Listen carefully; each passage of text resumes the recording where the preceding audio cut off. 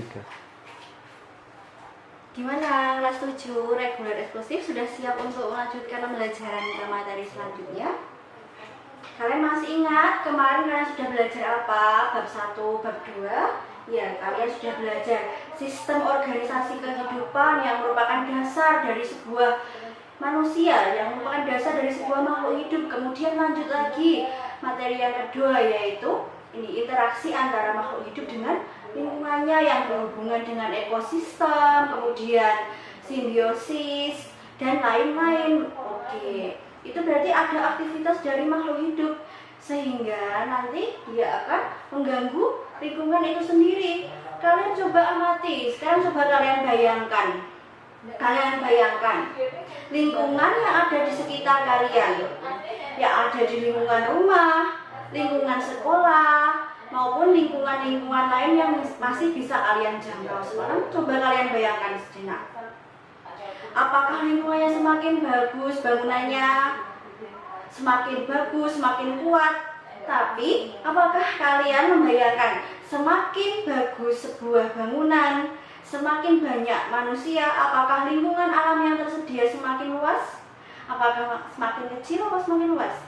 Sekarang coba kalian bayangkan sejenak sebelum kita lanjut ke materi selanjutnya tentang pencemaran lingkungan. Bu Isma kasih waktu sejenak. Ya. Oke, sudah membayangkan semua di rumah? Oke, kemarin ada yang namanya sel yang lama-lama akan membentuk suatu organisme atau makhluk hidup. Kemudian setelah ada organisme yang saling berinteraksi akan menghasilkan sebuah ekosistem. Di dalam ekosistem sendiri itu ada manusia, ada hewan yang saling berinteraksi, sehingga setiap aktivitas mereka itu bisa mengganggu alam itu sendiri. Apakah alamnya semakin rusak ataupun alamnya semakin bagus. Nah, pada pertemuan online atau pembelajaran online pertama ini bukan pertemuan ya, karena kita tidak bertemu secara langsung. Jadi ini hanya bisa dikatakan sebagai pembelajaran online. Kita akan membahas tentang pencemaran lingkungan, ya. Coba di rumahnya kalian lingkungannya tercemar atau belum? Masih bagus atau enggak? Nanti kalian sampaikan ya. Oke, kita bahas pelan-pelan dari pengertian pencemaran itu sendiri. Oh iya, tapi sebelum kita lanjut, mungkin yang di sekolah sudah belajar ini ataupun di kelas yang sudah belajar sama Bu Iswa, kita belajar lagi ya, kita perdalam lagi.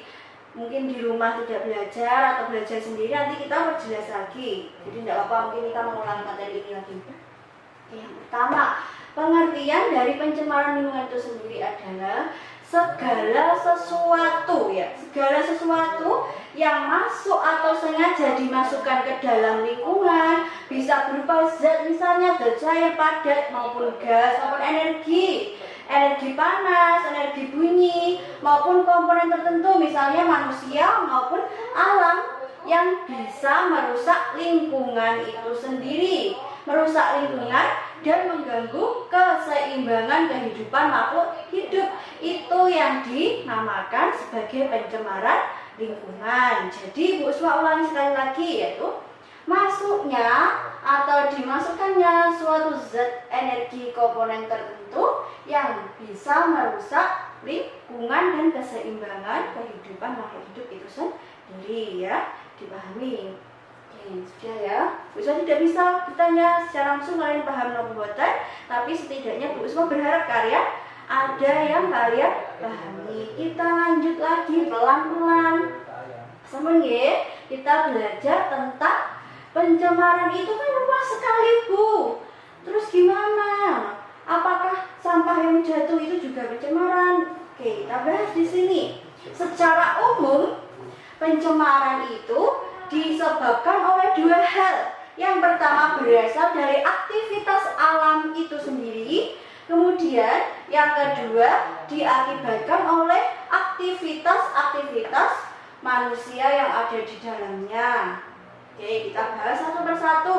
Bu, gimana maksudnya alam kok bisa mencemari lingkungan? Kan alam itu bumi itu sendiri. Iya betul, alam bumi itu sendiri. Tapi kamu bayangkan, jika terjadi tanah longsor, banjir, ataupun gunung meletus, kemudian ada pohon-pohon yang tumbang, ada sampah-sampah yang terbawa arus. Apakah itu nanti akan membuat lingkunganmu semakin indah, semakin harum aromanya? Tidak kan? Nah, itulah alasannya kenapa alam itu bisa mencemari lingkungan kita melalui gempa bumi, tanah longsor, kemudian gunung meletus dan lain-lain. Misalnya kalau gunung meletus, abunya itu selain bisa menyuburkan tanaman, tapi juga bisa menutupi ini ya, rumah-rumah warga, sehingga lingkungannya jadi tercemar. Ada yang batuk-batuk karena tidak tahan sama abunya, abu vulkaniknya gunung berapi. Jadi itu adalah contoh alam itu bisa merusak lingkungan, ya, paham ya? Bismillah, paham. Kemudian yang kedua, inilah yang paling menjadi kunci, aktivitas populasi manusia. Artinya semakin banyak manusianya, dia akan berusaha untuk bertahan hidup, baik digunakan untuk membangun rumah, mencari makanan. Aktivitas manusia dalam mencari makanan atau bertahan hidup itu nanti secara lama-lama akan bisa ini merusak bumi itu sendiri jika secara berlebihan. Misalnya untuk memenuhi kebutuhan pangan, manusia membuat ini lahan di hutan dengan membakar hutan, kemudian timbul asap dengan pembakaran itu nanti bisa mencemari lingkungan. Jadi aktivitas manusia misalnya dalam memenuhi kebutuhan lagi, sisa-sisa makan, sisa-sisa kebutuhan yang dibuang ke alam itu juga bisa mencemari lingkungan. Sekarang Bu Uswah tanya, ini kan ada kata-kata aktivitas populasi manusia. Kalau misalnya di sini ada Pak Bayu satu ya, Pak Bayu aja. Pak Bayu menempati suatu wilayah, kemudian dia membuang satu buah apel. Apakah itu sudah bisa dikatakan pencemaran secara luas? Coba Bu Uswah kasih waktu kalian berpikir sejenak di rumah ya. Masih ingat kan kemarin populasi di bab 2, populasi itu adalah kumpulan dari beberapa individu. Jadi jika hanya satu manusia saja yang melakukan sebuah aktivitas itu belum bisa dikatakan sebagai faktornya pencemaran di lingkungan. Jadi harus manusia yang banyak, menimbun sampah yang banyak, kemudian itu bisa dikatakan sebagai pencemaran lingkungan yang diakibatkan oleh aktivitas manusia. Nah tadi, sekarang kita lanjut lagi ya. Tadi ada alam, ada aktivitas manusia itu kan mencemari lingkungan. Mencemari lingkungan itu dia menghasilkan sebuah produk yang bisa merusak alam itu sendiri. Nah, produk itu disebut dengan istilah polutan. Bu, apa itu polutan? Polutan itu adalah ini, segala sesuatu yang bisa mencemari lingkungan dan mengganggu aktivitas kehidupan dalam ekosistem. Itulah yang dikatakan sebagai polutan. Polusi itu aktivitas. Polusi diakibatkan oleh sebuah polutan. Bu, polutan itu contohnya apa? Banyak ya. Di sekitarmu, di sekolahmu, di rumahmu itu banyak sekali polutan. Polutan bisa berasal dari gas-gas kimia, kemudian dari debu, kemudian sampah, dan lain-lain. Nah, tapi ingat, ada syaratnya. Suatu benda itu bisa dikatakan sebuah polutan. Tidak serta-merta semua benda, semua zat yang ada di lingkunganmu itu dikatakan polutan. Misalnya ini, Bu Uswah sekarang lagi memegang spidol. Spidol yang Bu Uswah pegang ini apakah bisa dikatakan sebagai polutan? Tidak bisa kan? Spidol yang Bu Uswah pegang ini bukan polutan karena tidak memenuhi syarat. Syaratnya apa Bu? Kita lihat. Yang pertama, kadar atau jumlahnya itu berlebihan. Sampai sini dipahami pelan-pelan ya. Jumlah yang berlebihan artinya apa? Segala sesuatu yang berlebihan itu tidak baik. Misalnya seperti ini, satu bungkus plastik yang tergeletak di halaman itu mungkin kalau cuma satu belum terlalu mengganggu pemandangan maupun memberikan aroma yang kurang sedap. Tapi jika ada tumpukan plastik di halaman rumahmu, itu sudah sangat-sangat mengganggu, sehingga itu bisa dikatakan sebagai polutan, yang termasuk ciri pertama atau kadar jumlahnya berlebihan.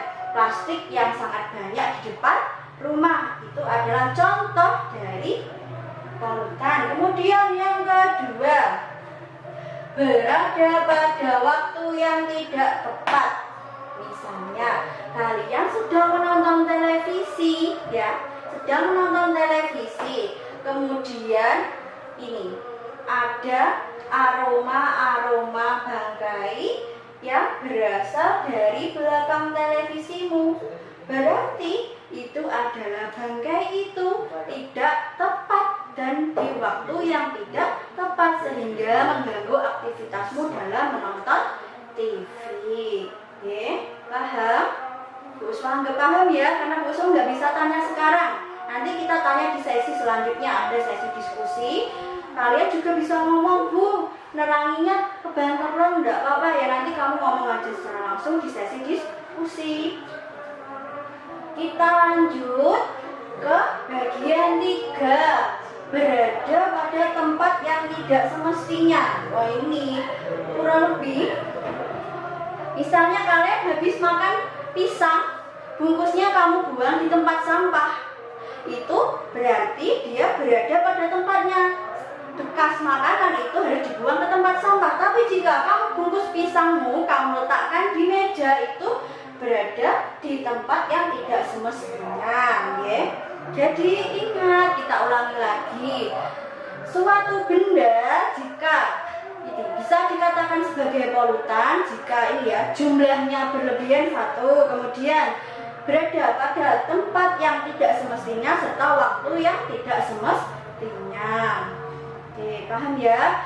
Untuk ini ya, pertemuan pertama, ini pembelajaran orang pertama, kita belajar itu dulu. Nanti kita akan lanjutkan di pertemuan selanjutnya, pertemuan online selanjutnya. Jika nanti ada yang kurang paham, kita bahas lagi di sesi diskusi. Bu Usma harap yang tidak paham nanti menyampaikan di bagian diskusi, baik yang reguler maupun yang eksklusif. Oke, terima kasih.